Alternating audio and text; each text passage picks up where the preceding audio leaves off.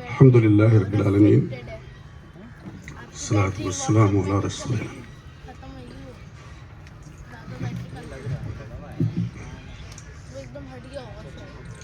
وعلی آلہ وصحبہ اجمعین. اعوذ باللہ من الشیطان الرجیم. بسم اللہ الرحمن الرحیم. کل نفس ذائقۃ الموت. بزرگوں اور بھائیوں، عفت ماں اور بہنوں،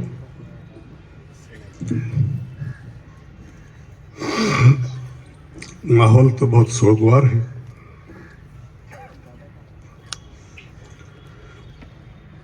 فضا مغموم ہے. آج ایک ایسی ہستی کی تعزیت کے لیے ہم لوگ جمع ہیں جن کا کسی نہ کسی نوعیت سے، مختلف لوگوں سے مختلف نوعیت کا رشتہ رہا ہے.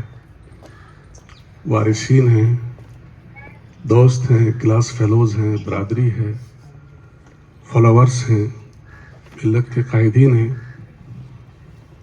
یہ ناکارہ بھی، ہم سب سوگوار ہیں تو یہ ناکارہ بھی منہ بولے بیٹے کی حیثیت سے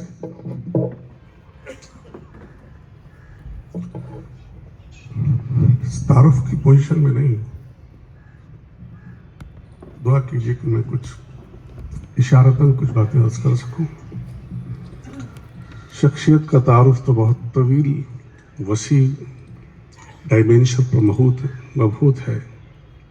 ملٹی ڈائمینشنل شخصیت جس کے بارے میں یہ کہا جائے کہ ایسا کہاں سے لاؤں تجھ سا کہوں جسے. عبدالقیوم اختر صاحب سے میرا تعارف، میں تو ایک دیہات میں، ایک قصبے میں، ایک زمیندار گھرانے میں پیدا ہوا. روایتی دینداری حاصل کی. طلبہ تحریک سے وابستگی نے اعلیٰ تعلیم نے جے پور جب پہنچایا تو ناظم بھائی جیسے بڑے بھائی کے ساتھ ایک طلبہ تحریک میں وابستگی رہی. اپنی تشنگی کے لیے ملت کے مختلف شخصیات، مختلف شعبہ کے لوگوں سے جب ملاقاتیں ہوتی رہی یہاں، تو سب سے زیادہ مختلف شعبوں کی مختلف شخصیات میں جو سب سے زیادہ جنہوں نے اپنا گرویدہ بنا لیا وہ شخصیت عبدالقیوم اختر صاحب کی تھی. میں غور کرتا، میں سوچتا کہ اللہ یا خدا، کیا چنگاری اس خاک استر میں ہے؟ دھڑکتا دل، مضطرب شخصیت، یہ ڈائمینشن، یہ ڈائنامزم، یہ ڈیڈیکیشن، یہ ڈیووشن، یہ کریٹیوٹی. تو وہ محلہ جو بابا طالب پر جانتے ہوئے بکریوں سمیت ہفتوں طالب بابا کے یہاں پڑا رہتا، اس محلے میں شخصیت کا ڈیولپمنٹ تو جب غور کیا تو معلوم ہوا کہ آپ کی تعلیم اور تربیت میں ماموں ڈاکٹر عبدالوحید صاحب مرحوم کا بنیادی کردار رہا والدین کے بعد. اور پھر شیخ الحدیث حضرت زکریا صاحب کے استاد اور مربی مولانا ظہور الحق صاحب، اکابرین کی سرزمین سہارنپور، شیخ الحدیث کے مربی ظہور الحق صاحب کے صاحبزادے سید مظہور الحق صاحب کی نگاہ انتخاب ان پر پڑی. اور پھر ان کی بنیادی تربیت نے ان کے اندر اس ڈائنامزم کو، اس جوہری نے جو نگاہ سے پہچانا، اس جوہر کو جو تراشا اور خراشا، اور اس کے بعد جو عبدالقیوم اختر کی شخصیت میں ینگ ایج سے جو چیز پیدا ہوئی، تو پھر کہیں دیکھتے کہ مجددی صاحب سے تعلق ہے، تو علم و حکمت کی اعلیٰ شخصیت حضرت مفتی صاحب علیہ رحمہ سے تعلق ہے، تو قاری معین الدین صاحب سے تعلق ہے، تو پھر حضرت تھانوی کے خلیفہ، راجپوتانہ کے تنہا خلیفہ حضرت حاجی عبدالغفور صاحب کے خانوادے اشرف منزل سے تا حیات اپنے کو وابستہ رکھا. تو اس طرح کی تنظیموں اور جماعتوں کے کسی ایک خول میں بدل گئی امتی کیفیت ہر شعبہ زندگی کی شخصیات سے اپنے آپ کو وابستہ کر کے ہمہ جہت ملٹی ڈائمینشنل شخصیت اور ملٹی ڈائمینشنل ڈیولپمنٹ، اور جو بے چینی اور جو کہ اضطراب اور ہر وقت تحریک جو آپ کی شخصیت میں جو ملتی ہے، تو پھر دیکھتے ہیں کہ جب یہاں سے نکلنے کے بعد ہندوستان بھر میں، پنجاب سے کیرل تک और गुजरात से गुवाहाटी तक उलमा हों, दानिशवरान हों, सहाफ़ी हों, वकला हों, मुख्तलिफ जमातों की शख्सियात हों, अब अली मियाँ साहब हों, सेठ साहब हों, अबुल्ला साहब हों, बुखारी साहब हों, जिन जिनका तवील लिस्ट है, काजी साहब हों, तो मालूम होता है कि अब्दुल कयूम अख्तर साहब के ताल्लुक से सबका ये एहसास है कि सबसे ज़्यादा ये एहतराम हमारा करते हैं और हर शख्स से यकसां इस्तिफादे की कोशिश। कायद की ये खूबी होती है, कायद की ये खूबी होती है कि हर शख्स उसके ताल्लुक से महसूस करता है कि ये सबसे ज़्यादा मुझसे मोहब्बत करते हैं, मेरा कायद सबसे ज़्यादा मुझसे मोहब्बत करता है। हर शख्स का ये तासुर होता कि अख्तर साहब सबसे ज़्यादा करीब मेरे हैं, मेरे मुशफिक हैं, मुझसे मोहब्बत करते हैं। उनकी ज़िंदगी मुख्तलिफ गोशे, मुख्तलिफ जिम्मेदारान उनके तजुर्बात रखेंगे। मैं सिर्फ उनका मेंशन करना चाहता हूँ, उसकी तफसीलात का बयान करने का मौका नहीं है। चुनाचे अगर आप देखें तो यंग एज से Abdul Hamid welfare medical relief society का क़याम करते हैं, तो फिर दूसरी तरफ जो है अल फलाह एजुकेशनल वेलफेयर ट्रस्ट का क़याम अमल में आता है। तो फिर दूसरा देखा जाता है हिंदुस्तान की हिस्ट्री में I think youngest chairman of the Waqf board 35 की एज में, 35 की एज में, 42 की पैदाइश है और 77 में वो बने थे। 35 की एज में वो राजस्थान वक्फ बोर्ड के चेयरमैन बनाए गए और उसमें भी वो शख्सियात मजहरुल साहब और मुफ्ती साहब जैसे शख्सियात उनकी मेंबरशिप में, एजाज नबी साहब और मंजूर साहब जैसे लोग उनकी शख्सियत में शामिल रहे। जब हिंदुस्तान की अजीम तलबा तहरीक के फारिगीन ने, इंटेलेक्चुअल्स ने CCIDB के जरिए से मुख्तलिफ इंस्टीट्यूशंस, थिंक टैंक बनाए, तो IUS के क़याम में गैर तलबा तहरीक के बाद बाहर से सिर्फ एक ही शख्स गवर्निंग काउंसिल में मंजूर आलम साहब ने रखा, उनका नाम था अब्दुल कयूम अख्तर साहब। जो गैर तलबा तहरीक के गैर रिसर्च को और राजस्थान जैसे राजपूताना के इलाके से, और न सिर्फ ये उसमें शामिल रहे बल्कि IUS के फाउंडर मेंबर समझ रहे, कारी साहब के साथ रहे, काजी साहब के साथ रहे। तो फिर काजी साहब ने आपको मुस्लिम पर्सनल बोर्ड का तासीसी रुकन बनाया और फिर मिली काउंसिल जब कायम हुई तो मिली काउंसिल के फाउंडर रहे और अपने दायरेकार को सोचे समझे अंदाज में राजस्थान तक महदूद रखा था, क्योंकि राजस्थान के राजपूताना की शख्सियत को, हालात को देखते थे। मुख्तलिफ जगह मुख्तलिफ लोग यहाँ सेकंड और थर्ड लाइन की तैयारी में गंगानगर से लेकर के डूंगरपुर तक और बाड़मेर से लेकर के धौलपुर तक मुख्तलिफ मकातब फ़िक्र, मुख्तलिफ शोबे ज़िंदगी, चाहे ब्यूरोक्रेट्स हों, चाहे सोशल एक्टिविस्ट हों, चाहे उलमा इकराम हों, चाहे एजुकेशनिस्ट हों, चाहे पॉलिटिशियंस हों, मुख्तलिफ लोग जब देखते हैं हम लोग तो मुख्तलिफ लोग चले आते हैं दूदू हाउस। लेकिन एक अजीब सी चीज़ है, मिली तंजीमों की नशिस्तों को देखते हैं कि जैसे ही अजान का वक्त होता तो मायशा फरमाती हुजूर हमारे दरमियान बैठे हैं, अजान होती तो हुजूर ऐसे उठ जाते जैसे हम अजनबी हैं। अजान के साथ हुजूर उठ जाया करते थे। मैंने राजस्थान में गैर उलमा में अगर किसी को देखा है कि अजान के साथ कितना बड़ा क्लाइंट हो, वो तो राजस्थान के तनहा यूनिक टैक्सेशन के एडवोकेट थे, वो अरबपतियों के वकील थे। तो उस फकीर की जिंदगी में जो तकवा और लिल्लाहियत थी कि अजान के साथ कितना बड़ा क्लाइंट है, कि कितनी बड़ी पर्सनालिटी राजस्थान से आई है। अजान के साथ खड़े हो जाना और मस्जिद का रुख करना मैंने राजस्थान में सिर्फ उनके अंदर पाया। राजस्थान में तालीम के ताल्लुक से इसका जिक्र किया जो बेचैनी हुई। तो मैं यंग एज में एकदम इस कॉलेज के ज़माने में जब एक खत था कि हमारे यहाँ क्यों नहीं जेवियर्स और सेंट पॉल्स हमारे यहाँ क्यों नहीं है, तो मैंने एक दोस्त के पास जब ज़मीन के लिए गया तो मैंने कई साहब ने कहा इसको मॉडल बनाएंगे। टीन एज में, यंग एज में कॉलेज से हमारे स्कूल को मेरे हवाले कर दिया और उसमें प्राइमरी से उसको मिडिल हिंदी मीडियम से इंग्लिश मीडियम में सारे स्टाफ को चेंज किया और पूरे अख्तियारात के साथ वो राजस्थान वो रहमानी स्कूल कायम किया। और वो बिरादरी आज उनकी बिरादरी के अंदर जो इकोनॉमिकल डेवलपमेंट्स है, लेकिन बिरादरी ने जो सदमे दिए हैं उस पर भी वो तसलसल के साथ इस तरह से काम करते रहे कि खुदा उनको माफ़ करना, ही मेरी उम्मत नहीं जानती, मेरी बिरादरी नहीं जानती कि मेरे साथ क्या कर रही है। उम्मत के जो मौसिन हैं, मुख्तलिफ लोग उनके साथ रहे।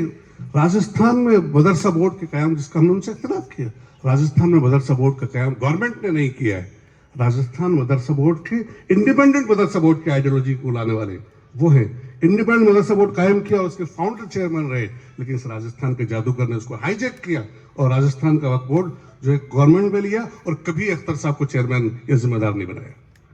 राजस्थान वक्फ मदरसा बोर्ड के बानी عبد القیوم اختر صاحب ہیں. جیسے ناظم صاحب نے کہا کہ جب بارڈر پر ٹیررزم کے نام سے جب مدارس کے تعلق سے جب بات کی گئی کہ یہ ٹیررزم کے اڈے ہیں تو میڈیا کے لوگوں کو لے کر کے اور جو ہے پورے راجستھان کے بارڈرز پر جس طرح سے اس کو ایکسپوز کیا اس سازش کو, پھر وکیلوں کے اندر, علماء کے اندر, یوتھ کے اندر, یہ جو راجستھان میں آپ کو پورے راجستھان میں ایوارڈ ڈسٹریبیوشن کے پروگرام نظر آتے ہیں, ایسائن کے نوجوانوں کو بلا کر کہ ایوارڈ کا پروگرام شروع کرو. اس کے بعد آج پوری امت یہ جو ایوارڈ ڈسٹریبیوشن کے پروگرام کرتے ہیں, کریٹیوٹی بچوں کے ساتھ بھی, بزرگوں کے ساتھ بھی, نوجوانوں کے ساتھ بھی, خواتین کے اندر کام کے تعلق سے بھی وکلا کی الگ نشستیں کی جا رہی ہیں. میرے پاس وقت نہیں کہ بہت زیادہ تفصیل میں جاؤں.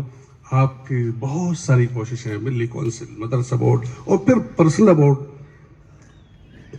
کس کس چیز کا ذکر کیا جائے, لیکن مجھے افسوس کے ساتھ یہ کہنا پڑتا ہے کہ وہ شخص جو ارب پتیوں کا وکیل تھا, فقیر کے ساتھ چلا گیا, اپنے پریکٹس کو شخصیت میں داؤ پر لگایا.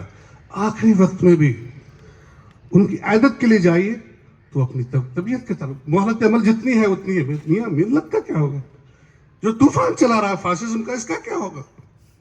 جیسا مسلم فورم کے تعلق سے ہر چیز پر جو بیچے نہیں, بابری, حتیٰ کہ بابری مسجد موومنٹ, ہم کالج میں تھے, بابری مسجد موومنٹ کو شروع کیا, اور بابری مسجد موومنٹ میں جے پور بند اور جے پور سے راجستھان سے بشمار جو سب سے بڑی اور سب سے پہلی ریلی ہوئی ووٹ کلب پر, اس میں انیشیٹو بنیادی بابری مسجد موومنٹ کے فاؤنڈرز میں سے بھی عبد القیوم اختر صاحب کا نام, اور پھر جس کا ذکر کیا ٹاڈا کے نام پر جو مسلم نوجوانوں کو بے قصور جس طرح سے گرفتاریاں کی گئی, جس کے نام پر لوگوں کے قلوب میں ٹیرر پیدا ہوتا تھا, بے خوفی کے ساتھ, جرأت کے ساتھ, ہمت کے ساتھ ٹاڈا کا موومنٹ کھڑا کیا. بہت سارے نوجوان ہوں گے. وکیل صاحب ہمارے تقی صاحب کے پاس جا کر, خود بڑے وکیل تھے, وکیل صاحب کے پاس جا کے گاڑی کھڑی کر دیتے اور ان کو لے کر کے اجمیر ٹرائل کورٹ پہ جاتے. ان کے رمضان کے ٹاڈا قیدیوں کو ساتھی موجود ہوں گے, ان کے لیے ان کے روزے اور افطار کا انتظام رمضان میں کے اندر, اور ان کے پھر ان کے گھروں پر اور ان کے اندر جیلوں کے اندر اس کو پہنچا رہے. یہاں تک کہ راجستھان میں بھیرو سنگھ شیخاوت کی آنکھ میں ہاتھ ڈال کے ٹاڈا موومنٹ کو جس طرح سے فیس کیا, اور پھر قاضی صاحب اور ڈاکٹر منظور عالم صاحب کو لے کر کے جس طرح سے through out the country TADA کا موومنٹ کھڑا کیا, وہ صرف عبد القیوم اختر صاحب کے ساتھ جاتا ہے. اور اس کے نتیجے میں انڈین گورنمنٹ کو ٹاڈا کے قانون کو واپس لینا پڑا. بزرگوں اور بھائیوں, وہ تو چلے گئے. جس طرح سے خلا نیشنل لیول پر ہے, جس طرح سے خلا اسٹیٹ لیول پر ہے, مجددی صاحب چلے گئے, حکیم مفتی صاحب چلے گئے, شوکت صاحب, مجاہد صاحب بیٹھے ہیں. میں اشارتاً بار بار جب بھی جے پور عرض کرتا ہوں, مفتی صاحب کے بعد بہت مفتی ہوں گے لیکن مفتی احمد حسن صاحب نہیں ہوتے. شوکت بھائی قاری صاحب کے بعد کوئی کامن پرسنالٹی, یونانیمس پرسنالٹی نہیں ہوگی. عبد القیوم اختر کے بعد بہت سارے ایکٹیوسٹ ہوں گے لیکن multi dimension, multi dynamic leadership کوئی. قدر کیجیے ان کی, ان سے استفادہ کیجیے. یہ لوگ جو چلے گئے ہیں لیکن آج دور تک نگاہیں دوڑاتے ہیں تو کوئی متبادل نہیں نظر نہیں آتا. دوستوں پر, ملی ایکٹیوسٹ پر, میرے ایک دوست نے کہا کہ بہت سا اب موجودہ لیڈرشپ, میں نے کہا میاں اب لیڈرشپ نہیں ہے, اب ایکٹیوسٹ ہیں ہم لوگ. لیڈرشپ کے اوصاف کچھ اور ہوتے ہیں, ہم ایکٹیوسٹ. لیکن جو بھی ایکٹیوسٹ ہیں جو اپنے آپ کو ملی لیڈرشپ سمجھتے ہیں, وارثین ہیں, چاہے وہ روحانی وارثین ہو, ملی وارثین ہو یا خاندانی وارثین ہو, وہ سب پر عبد القیوم اختر کا ایک قرض ہے. وہ چلے گئے یہ بات کے ساتھ کہ زیادہ چھوڑ جاؤ, اپنی یادوں کے نقوش آنے والے قافلوں کے رہنما بن کر چلو. لہٰذا میں آخر میں بزرگوں سے درخواست کرتا ہوں, کیونکہ زندگی کے بہت سارے پہلو آئیں گے, لیکن جو ادھورے کام, جو خواب, اور پھر آخری بات بھی میں یاد کروں کہ راجستھان میں نے ایک بات اور اس کی مجاہد بھائی بات وقت ہو رہا ہے کہ آخرکار یہ جواہرات کی نگری اور وکیل صاحب جوہریوں کے وکیل, آخر اس پتھر میں کیا خرابی ہے وکیل صاحب کہ آپ ایک زمین خرید کے اسکول نہیں بنا سکے؟ اس پتھر میں کیا خرابی کہ یہ دلوں کو پتھر کر دیتا ہے؟ زندگی بھر ایجوکیشن کے لیے موومنٹ چلایا تو پھر اشرف منزل کے خانوادے کے بزرگ نے, وہ بھی میرے بولے والد کی طرح, اپنی فیکٹری کو کرائے پر اٹھا کر یونیورسٹی کھڑی کی تو آخری دم تک اس یونیورسٹی سے کتنا غائبانہ احترام. حالانکہ ممکن مجھے لگتا ہے کہ عتیق صاحب ان سے عمر میں چھوٹے ہیں لیکن ان کا جو احترام کرتے تھے उनको जो अप्रिशिएट करते थे और हर कॉल पर जोधपुर लब्बैक कहा करते थे कि कम से कम कहीं भी उम्मत के अंदर अचीवमेंट जो खड़ा हो रहा है। तो ये जो कारनामे जो कुछ किए हैं अल्लाह ताला इनको कबूल फरमाए, और जो एक्सपेक्टेशन थे उन एक्सपेक्टेशंस के नतीजे में जो फुलफिल नहीं होते तो कभी कभी उस पर अपनाइत के साथ डांट पिलाते थे। लिहाजा और उसको ये समझते हैं लोकेश यादव के मिजाज में तुरसी थी नहीं, वो एक्सपेक्टेशंस फुलफिल नहीं होते थे जो चाहते थे। लिहाजा अल्लाह उनकी तमाम तर खताओं को माफ फरमाए, उनको जन्नत में आला मकाम अता फरमाए और उम्मत का उनका नेमुल बदल अता फरमाए, और जो वैक्यूम उनके जाने से और इस तरह की शख्सियत के जाने से अल्लाह ताला उस वैक्यूम को फुलफिल फरमाए, और ये उम्मत की कश्ती के मल्लाह अल्लाह ताला तो ऐसे पैदा फरमा जो हुकूमत बातिल की आंख में आंख डाल के सिर्फ तेरी रजा के लिए जो नबियों वाला मिशन है, उम्मत की क़यादत का जो काम है, अल्लाह ऐसे कायदी अता फरमा। अल्लाह ताला ख़ास तौर से अपने मख्तर साहब के वारिसीन को सब्र जमील अता फरमा। आमीन व आखिर दावाना अल्हम्दुलिल्लाह रब्बिल आलमीन।